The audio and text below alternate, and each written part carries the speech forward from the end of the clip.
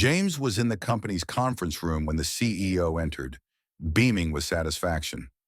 All eyes turned to him as the boss announced with warmth, "Congratulations, James. You are the new Chief Financial Officer."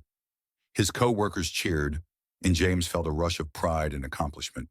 This promotion was the culmination of years of hard work, sleepless nights, and countless moments when work had to take priority over everything else. Yet, as he celebrated internally, a small sense of anxiety began to creep into his chest. Being promoted was a great achievement, but he knew that it also brought significant responsibilities. When he arrived home, James could barely hold back his excitement.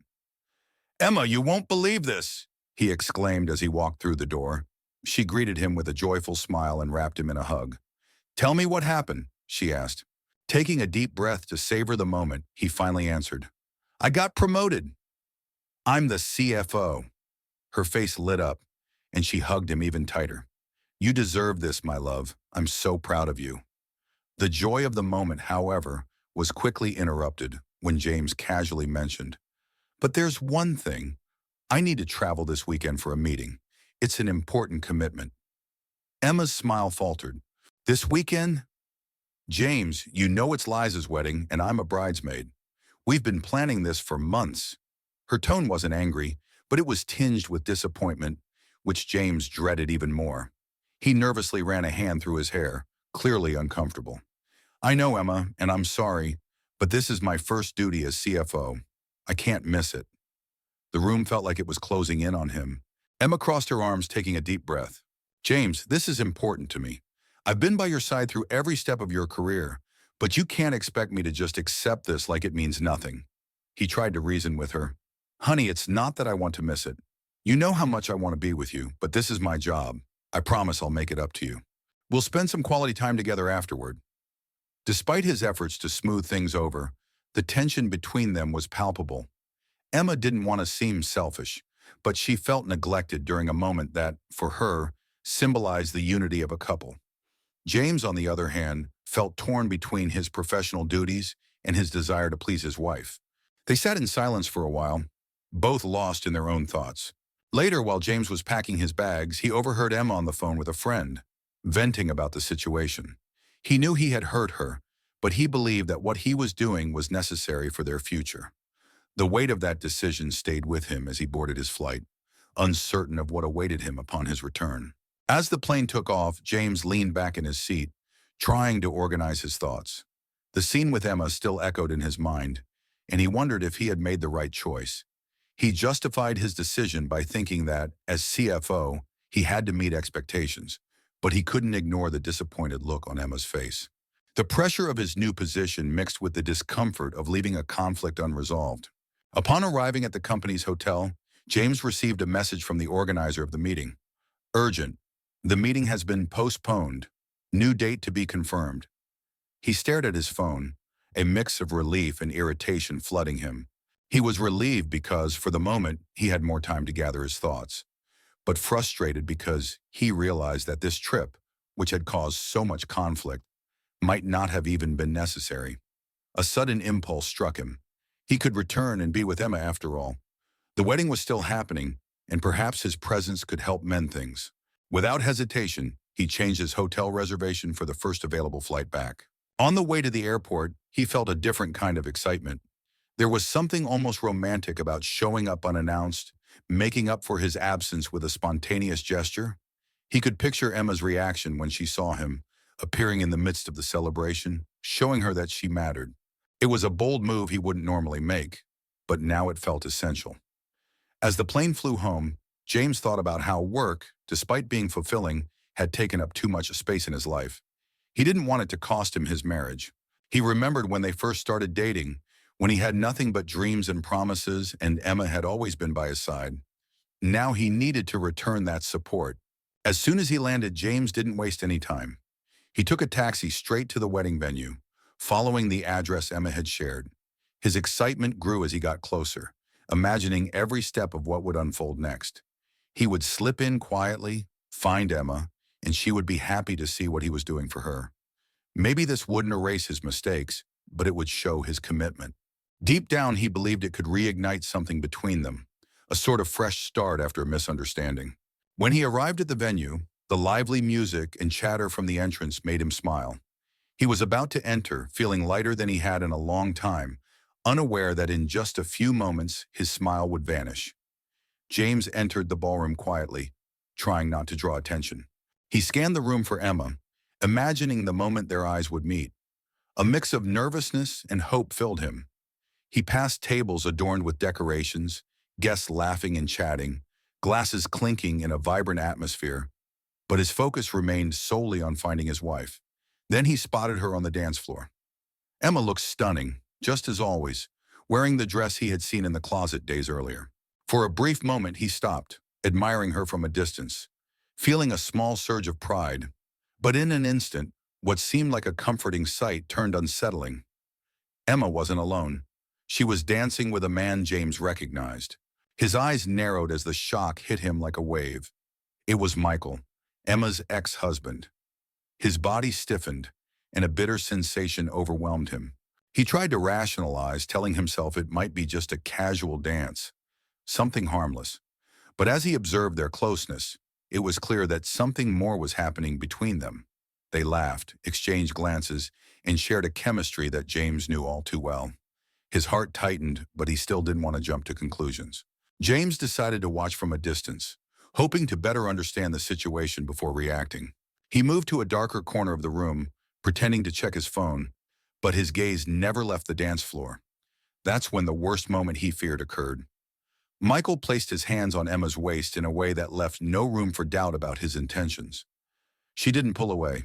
In fact, she smiled, and it made James feel like an outsider, witnessing something he shouldn't be seeing. He thought about confronting them right then, but his feet felt frozen. He couldn't move. The situation escalated when Michael, without hesitation, leaned in and kissed Emma. She didn't pull back. Time seemed to slow down for James, and the world around him faded. There was nothing left but the raw betrayal unfolding right in front of his eyes.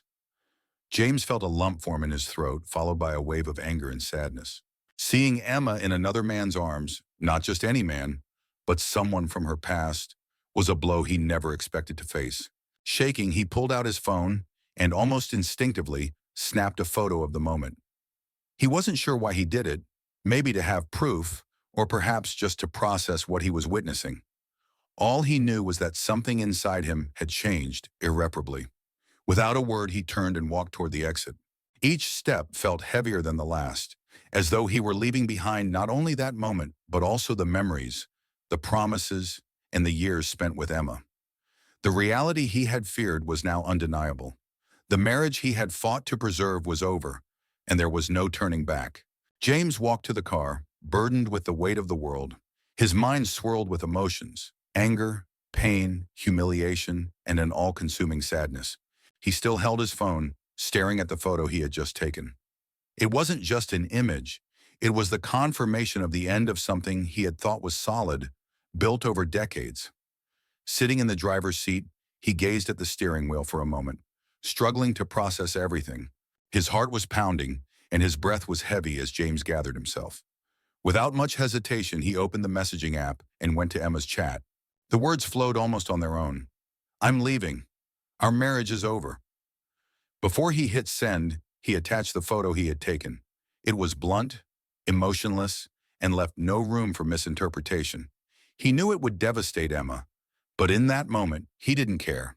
The sound of the message being sent resonated through the car like the final punctuation in a story he never imagined would end this way. As he drove away from the wedding, his phone started buzzing incessantly. Emma was calling, but James didn't feel like answering. He knew what she'd say. Apologies, excuses, maybe even denials. But none of it mattered anymore. The image of that kiss burned in his mind like an open wound, and nothing she said could erase what he'd witnessed. He powered off his phone and threw it onto the passenger seat, as if to distance himself from both her voice and everything she represented. James drove aimlessly for hours. Each mile seemed like an attempt to outrun the pain. But deep down, he understood that he couldn't escape his emotions. Eventually, he pulled into a small roadside motel. It was simple, nothing like the luxury he was accustomed to, but at that moment, he didn't seek comfort. He needed solitude. He collapsed onto the bed and stared at the ceiling, while memories of the wedding replayed in his mind like a cruel film. The following day, without speaking to anyone, he rented a modest apartment in a quiet part of the city. It was temporary, but it felt perfect for his need to start fresh. With tired eyes, he sat at his computer and began filling out divorce papers. Each word he typed felt like a deeper cut, but it also brought him closer to closure. He was resolute. There would be no reconciliation or second chances. Emma had crossed a line he could never overlook. The first few weeks were an emotional ordeal for James. He steered clear of social media, ignored Emma's calls, and kept himself busy with work to keep his mind occupied. Still, at night, solitude was inevitable, and he often found himself thinking back to the good times, the trips they'd taken, the birthdays they celebrated, even the petty arguments that now seemed insignificant. But reality would always return with force. She had cheated on him, and not just with anyone, but with someone from her past, a person he had thought was long forgotten. James knew that in order to move forward, he had to leave the past behind. But at that moment, all he could feel was the emptiness of a life he no longer recognized. Weeks turned into months, and James slowly began to rediscover a new routine without Emma. The temporary apartment, once stark and impersonal, started to feel more like home. A bookshelf filled with books he had always wanted to read, but never had time for occupied a corner of the living room. A coffee maker, bought on a whim, became his companion during quiet mornings. Although the pain still lingered, James realized that living alone wasn't as frightening as he had imagined. At work, he was more productive than ever.